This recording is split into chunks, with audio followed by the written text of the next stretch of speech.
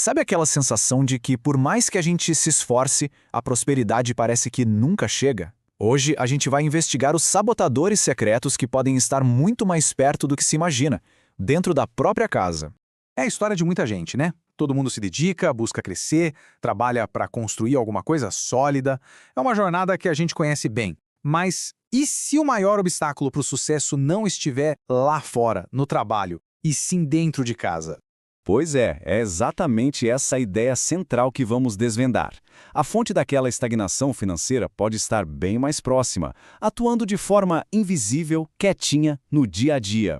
O nosso objetivo aqui é como se a gente pegasse uma lupa, sabe, para colocar o foco nesses sabotadores. Vamos identificar os padrões nos relacionamentos que, sem que a gente perceba, acabam criando uma verdadeira armadilha de escassez, impedindo a construção de um futuro financeiro sólido.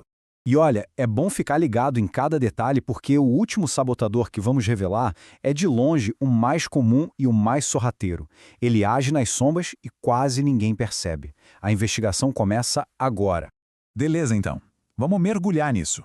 Começando pelos sinais mais óbvios, né? Aqueles que a gente consegue ver e sentir no bolso, mas que muitas vezes são deixados de lado. E tá aí o primeiro grande sabotador, a falta de alinhamento financeiro.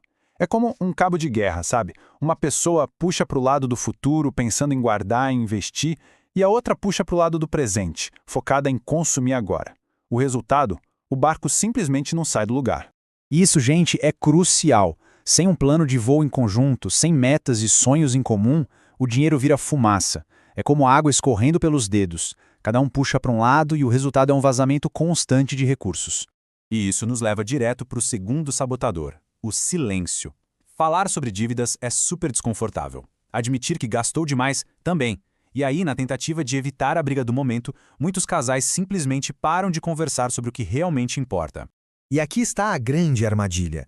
Esse silêncio não é paz, de jeito nenhum. Ele é só o adiamento de uma crise. O que não é discutido vai se acumulando, vira uma bola de neve e lá na frente explode num conflito muito maior e bem mais difícil de resolver. Certo. A gente já viu os sintomas que aparecem no extrato bancário. Agora vamos cavar um pouco mais fundo.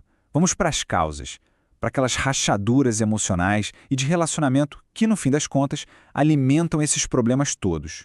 A falta de liderança emocional. Quando a pressão financeira aumenta, se a casa se transforma num campo de batalha com acusações e explosões, fica quase impossível tomar decisões inteligentes, estratégicas. A instabilidade em casa leva diretamente a ações impulsivas lá fora. E essa citação da nossa fonte ilustra isso brilhantemente. A ideia de que dá para negligenciar o relacionamento em nome do trabalho é uma baita ilusão. Uma base fraca, um relacionamento desgastado, drena toda a energia mental necessária para ter um alto desempenho profissional. E aqui temos outro sabotador poderoso, a competição interna. Um casamento deveria ser uma parceria estratégica, onde o crescimento de um impulsiona o do outro. Mas quando vira uma disputa para ver quem ganha mais ou quem tem mais poder, a parceria se desfaz. E no final, todo mundo sai perdendo. Então, com todos esses pontos na mesa, desalinhamento, silêncio, instabilidade emocional, competição, surge uma pergunta. Será que existe uma causa raiz que conecta tudo isso? A resposta é sim. E agora a gente chega ao ponto que prometemos. O sabotador mais perigoso de todos, porque ele opera nas sombras da nossa própria mente. Este é o sabotador final. Muitas pessoas estão, sem perceber, apenas reproduzindo o roteiro financeiro que aprenderam quando crianças. Se cresceram vendo conflitos por dinheiro, dívidas como algo normal e uma baita falta de planejamento, a tendência é repetir exatamente esse mesmo ciclo. E é por isso que ele é tão poderoso. Não é uma escolha consciente. É um programa rodando em segundo plano, ditando reações, medos e hábitos financeiros. É um piloto automático que leva sempre para o mesmo destino de escassez.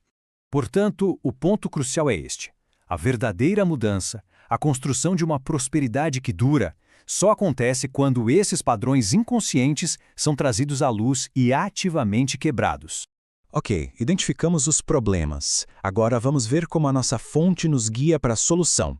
Como é que se constrói um caminho diferente? Primeiro, a reafirmação do princípio central. A prosperidade começa de dentro para fora. Tentar construir riqueza externa sobre uma base familiar instável é como construir um prédio num terreno de areia. Uma hora, tudo desmorona. A fonte nos apresenta uma estrutura bem clara para construir essa base, em 3 pilares. Tudo começa com a mentalidade, o trabalho interno de identificar e quebrar os padrões herdados. Isso fortalece o relacionamento, criando uma parceria sólida. E só então, com essa base firme, se constrói a estratégia, um plano financeiro concreto e compartilhado. E é crucial entender que essa ordem importa. Não adianta pular para a estratégia se o relacionamento está em ruínas, pois o plano não vai ser executado. E não adianta tentar consertar o relacionamento se a mentalidade de escassez ainda dita as ações. Cada pilar sustenta o próximo. E terminamos com essa pergunta para reflexão.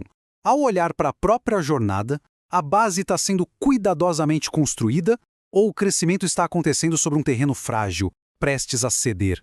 A resposta a essa pergunta pode definir todo o futuro financeiro.